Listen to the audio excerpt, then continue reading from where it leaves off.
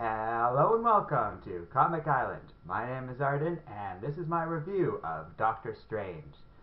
Oh man, so I just got home from watching this movie, and it was good. I really liked it. I guess it's not too surprising anymore. MCU movies are pretty great. If you are on board with what they've been doing so far, Doctor Strange won't change that. It'll still be a good movie. You'll still like it. If you don't like the MCU, I mean, it does a lot of the MCU things where the characters are jokey and it's lighthearted, kind of, but there is also this other element to it, and it might be a little different than the other MCU movies you've seen so far. Kind of. Uh, I'm going to talk about it a bit more. This review will be spoiler free up until a point, and I'll let you know, but we'll do a full review for now without any spoilers. So basically, for those of you who don't know, which would be unlikely if you're watching this, but if you don't know who Doctor Strange is, he's Stephen Strange, a neurosurgeon. He's a very, very prolific one, very successful. The movie does a good job of starting it out, and they do the thing. He's almost like Doctor House. It reminded me a lot of House because it's a British actor, somewhat transparently trying to pull off an American accent, and I kind of wish they didn't because I'm so used to seeing Benedict Cumberbatch with the British accent that you can kind of hear it. That it's very it's the way a lot of British people tend to do an American impression. So it's very exaggerated, partner, and they really play up the American accent, and it's it's not something we hear normally, so for a lot of people they tend to miss it. But it was there for me. It was a little distracting. I wish they just made him British because there's nothing specifically American about Stephen Strange, and he would have been more natural in that role, I feel. Nevertheless, once the movie starts going, he gets into a car crash. Spoilers, but if you know Doctor Strange, this is like the first 10-15 minutes of the movie, I'm telling you here. His hands get all messed up, and as a surgeon, that just means like, his life's over. So he tries all this stuff to heal him, and he winds up. Well, that's a story that's about him on a path of healing and finding a way to do that. Now, obviously, that path involves him becoming Doctor Strange, the superhero, and boy, is that cool. This movie sort of really officially kicks off the magic side of Marvel. And I understand that, like with Thor, obviously we've had this mystical side, but that was always implied to just be like these aliens that we don't understand, and people interpreted them as gods, and they seem to kind of have taken that to heart. But they aren't really gods. They're Asgardians, a very powerful race with technology so advanced it appears like magic. Although it might just be magic at this point. And, we'll see. Because Doctor Strange is all magic, and the movie like kicks you off in that world, and then it'll pull you back into reality a little bit more. But it's hardcore with this stuff, and it's so cool. The way the movie frames magic is very interesting. The effects are all really good, which is impressive because you see this in, like, say, X-Men Apocalypse. I found some of the effects for Apocalypse were so good and some were so bad. And the reason for that is because, like, and all the blockbusters do this these days, is they'll get like 6 or 7 different companies and have them do different effects. So one person worked on like the big scene in Egypt for Apocalypse. Another person worked on stuff with Magneto's life at the beginning of the movie, and different people doing different things. That can lead to certain inconsistencies. But Doctor Strange, I had to check at the end to be like, was this all done in house or something? Because it all looked so good, but it wasn't. 6 or 7 companies. Industrial Light and Magic was on there. They were, I think, the guys who do the major effects that we see in this movie. The stuff you've seen in trailers with all the buildings folding in on themselves, Inception style, and all that stuff. And my God, there is. I won't give it away, but the climactic battle of this movie, it was shaping up to be kind of one of those typical things where it's like, oh no, there's a big scary thing in the sky that's going to kill everybody. We got to get the hero to help us. It starts out like that, but then it adds this extra twist to it that made it so cool and so different from anything else like I'd ever seen before. I can't think of another example of something like what I saw in the big climactic end battle of this movie. Not I don't know how to describe this, but for those of you who've seen it, the first part of the climactic battle, not the second part, because that kind of has been done before, but the first part, that was cool. And that's all I'll really say. If you hopefully you'll get what I talk about. Maybe when we get to the spoilers, I'll clarify that a little bit. But for now, we'll leave it at that. Um, and that's the movie. It's just so good. I'd put it above Age of Ultron, just because Age of Ultron has its flaws. But I would put it below Ant-Man because there are parts of this movie that run a little slow. Not to an unbearable extent, but just enough that like there was at least one part where I checked the time on my phone because I was like, Jesus, like how long does it have to go, and how long have I been here? But it's only 2 hours long. It just there were parts that kind of felt a little more slow and boring. And I say that like I can be fully entertained by just two people talking in a room for an entire movie. I've seen movies like that, like Frost Nixon is like that, but this got a little slow at times. That being said, it was still really entertaining and well worth the wait. And when I say slow, I just mean like a couple of parts, particularly stuff involving the hospital. Doctor Strange is a doctor, obviously, that's a major fixture in the movie. Some of those parts went slow, and some of it just wasn't as good as everything else. There's also, I think part of the reason for this is it's very much an origin story. Now, Marvel said they weren't going to do this anymore. They said pretty much Ant-Man was going to be their last origin story, but this movie makes it clear that's not the case. Or at the very least, they made an exception for Doctor Strange because they're introducing magic here in a very real way. They're opening up and changing the Marvel Universe a little bit. So having your main character be an outsider coming into this world was a very effective way for them to introduce us, the audience, to the world of magic. As such, yeah, like it made sense to do an origin story, but that kind of I think is where it slows it down a bit because it has the structure of an origin story. So there's the training montage, there's like the early tragedy that spurs the hero on to becoming a hero, although that's very different than most other movies. This is, in fact, the character of Doctor Strange is quite distinct. He starts off this movie very unlikable, and that's one thing I like it. It starts off like House, literally. So not just because you have a British actor playing an American person, but he's also like, I'm the best doctor there is. I'm going to show up this one random dude and make him look like an idiot because I am that good of a doctor.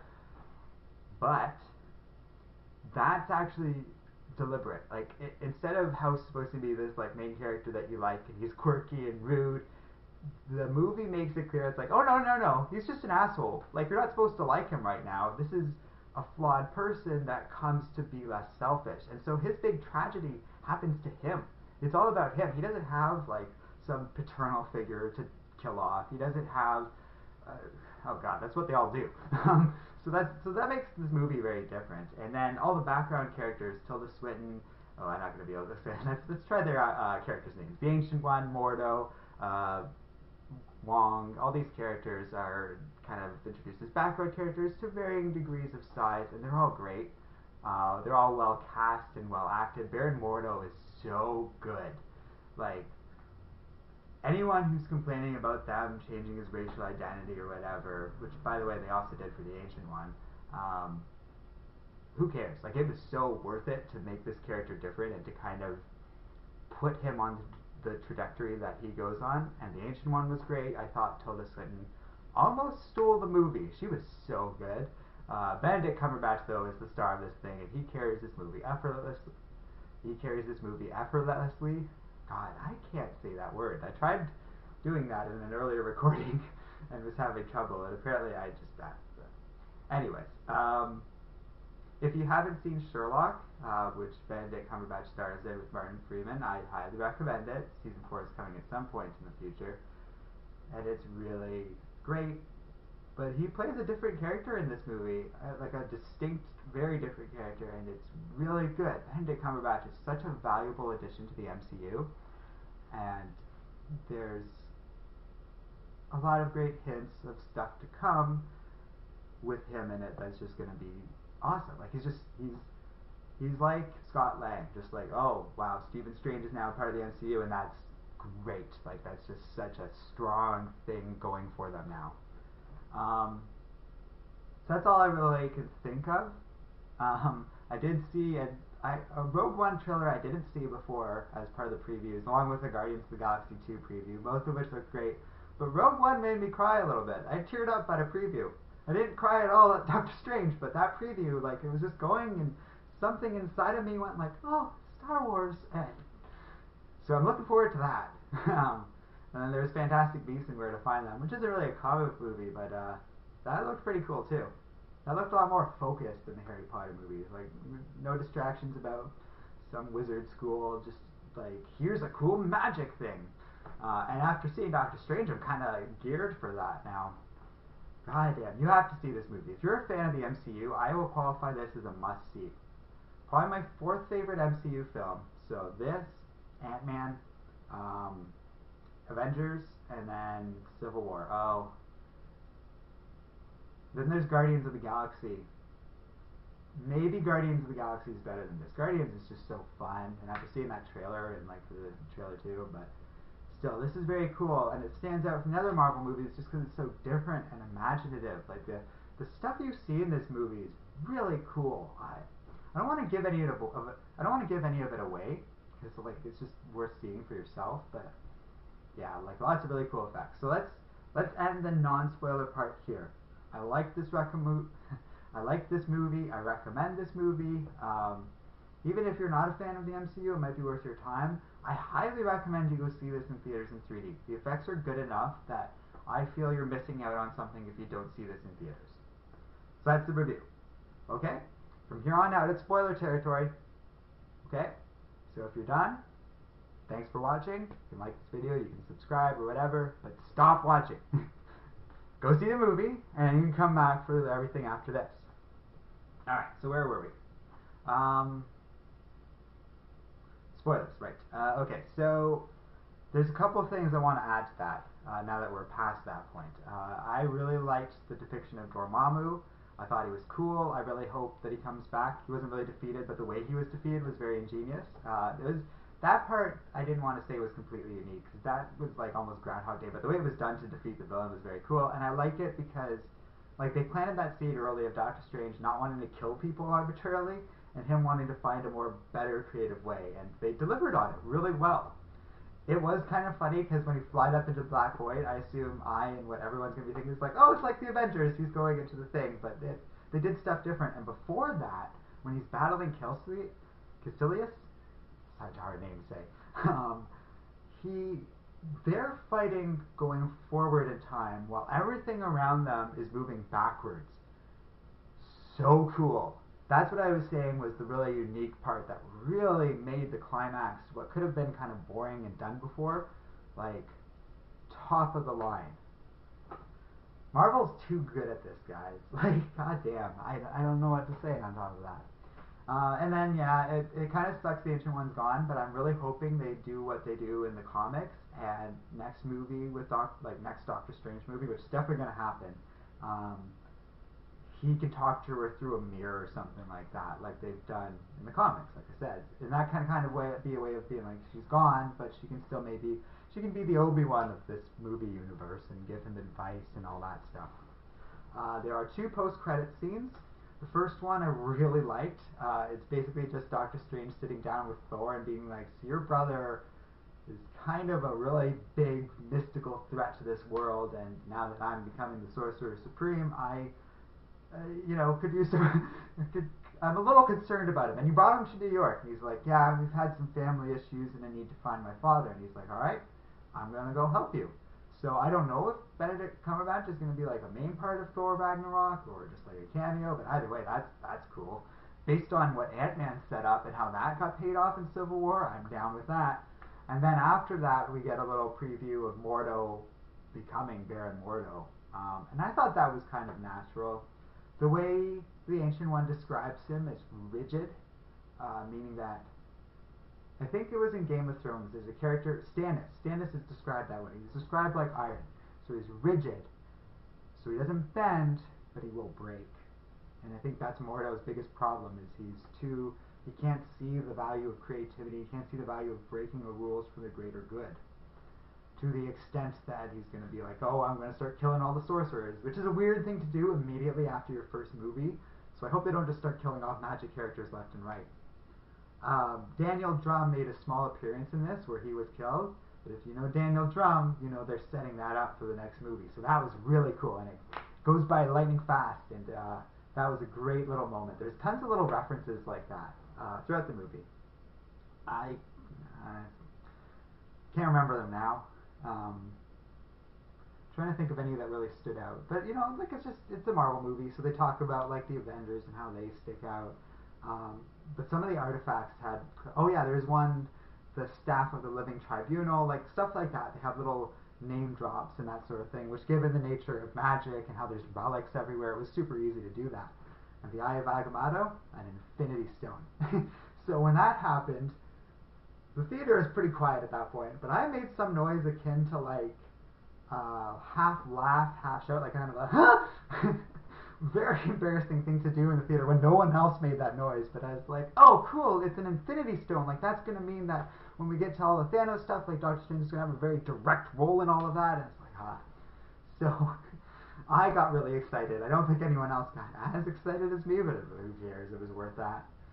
And yeah, that's the movie. So good, so great. I can't think of anything else to say, so I'll close it out here. But yeah, goddamn, Doctor Strange, totally awesome. One of the better MCU movies, and that's in a line of MCU movies that I really like. So yeah, I guess, yeah. Anyways, thanks for watching this video. If you want to see more content, make sure to like and subscribe. We also just got a Patreon page. We're going to actually post this review like a day early on Patreon. So that's just some of the many perks we're offering as part of this rewards program. It's brand new, so we're still just getting donors to kind of trickle in. But I've already got a few posts going, and I'm just going to keep going through that stuff. We're going to have all kinds of extras. You get to have a more direct control on what content we make if you are Patreon members. So by all means, the link will be in the description. Please check it out. And as always, don't forget. Did I already do that part? I don't think so. As always, don't forget to like, subscribe, and keep reading comics. Oh, see, I did say that before. Oh, that's hot. This is the problem with doing videos unscripted. Bye.